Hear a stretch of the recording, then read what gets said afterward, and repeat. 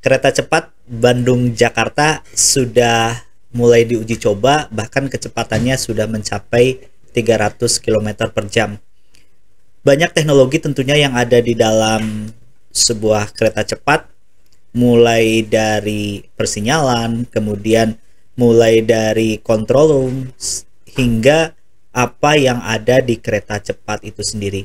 Dan kira-kira apa saja teknologi yang ada dan yang harus diamankan supaya kereta cepat ini berjalan dengan baik.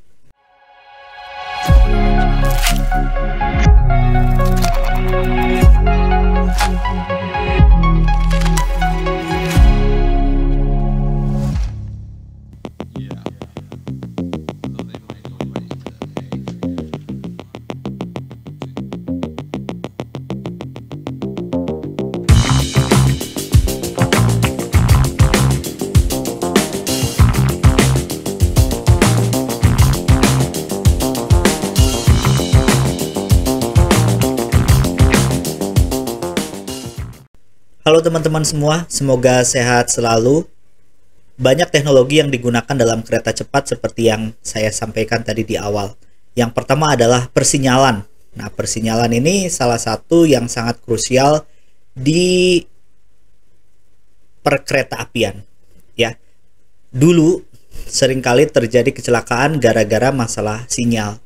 Mungkin termasuk di teknologi kereta cepat. Dan dari literasi yang saya baca, dari literatur yang saya baca, ternyata untuk persinyalan kereta cepat sendiri di Indonesia tentunya ini menggunakan frekuensi yang sedikit berbeda dengan frekuensi lainnya. Menggunakan frekuensi 900 MHz yang ternyata memang sudah dipakai Telkomsel, artinya Telkomsel pemilik lisensi 900 MHz ini harus memberikan layanan kepada KIKC. Kemudian teknologi ini tentu harus diamankan. Amankannya seperti apa? Dari literatur juga yang saya baca, bahwa sepanjang jalur kereta cepat ini harus bersih dari repeater atau juga penguat sinyal untuk sinyal-sinyal yang berada pada frekuensi 900 MHz.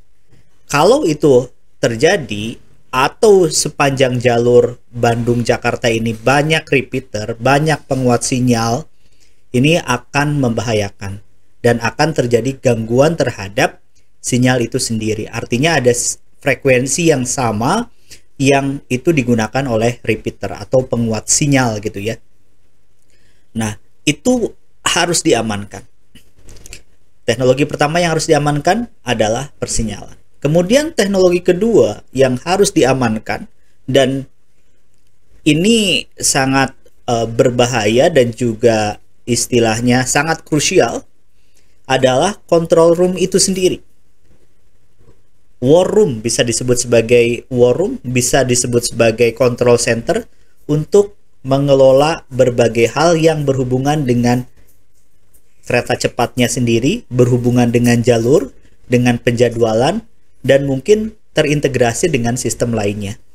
Maka control room menjadi sangat penting, harus bersih dari orang-orang yang tidak berkepentingan untuk masuk ke situ.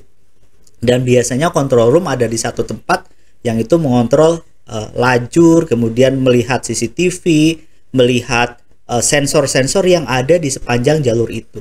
Apakah ada sensor, misalkan sensor kebakaran, sensor overheat atau segala macamnya, pasti dikontrol dari ruang control room itu sendiri. Jadi ruang control room harus benar-benar aman, harus benar-benar steril dari orang-orang yang tidak seharusnya masuk ke ruangan itu. Ruang masinis. Ruang masinis ini sangat krusial. Kita lihat dari beberapa tayangan yang disampaikan atau yang kita lihat di YouTube, kemudian di TikTok atau di Instagram. Begitu canggih tampilan dari masinis kereta cepat ini. Semuanya berbasis digital. Berbeda dengan kereta-kereta yang umum kita lihat, misalkan KRL atau juga kereta api yang menggunakan diesel. Sensornya tidak begitu banyak, kemudian lebih analog caranya, kemudian lebih banyak manual. Tapi kalau saya lihat di dashboard dari masinis ini begitu canggih. Kemudian yang selanjutnya adalah teknologi yang harus diamankan adalah di gerbongnya itu sendiri. Tentu banyak teknologi di sana. Ada sensor api pasti sudah ada. Kemudian suhu ruangan, kemudian sensor-sensor lainnya. Maka ketika tulisannya dilarang merokok atau misalkan ada larangan lainnya, pasti berhubungan dengan sensor. Artinya ketika ada yang merokok, sensornya nyala. Sensor kebakaran nyala atau sensor asap nyala akan mengganggu sistem lainnya. Mungkin kereta akan diberhentikan secara mendadak atau seperti itu. Akhirnya banyak teknologi-teknologi yang harus dijaga oleh pengelola kereta cepat itu sendiri sebagai operator, kemudian pemerintah dan juga kepolisian harus menjaga jalur sepanjang 130 km itu harus dijaga dari serangan secara fisik, artinya mungkin mematahkan kabel dan segala macam. Kemudian serangan secara non fisik, salah satunya adalah serangan dari repeater-repeater itu yang bisa mengganggu frekuensi GSMR. Ya, mereka menggunakan teknologi GSMR. Jadi GSM untuk rel. Jadi GSM untuk rel. Nah, kemudian yang selanjutnya adalah yang harus mengamankan adalah pengguna atau penumpang kereta cepat itu sendiri.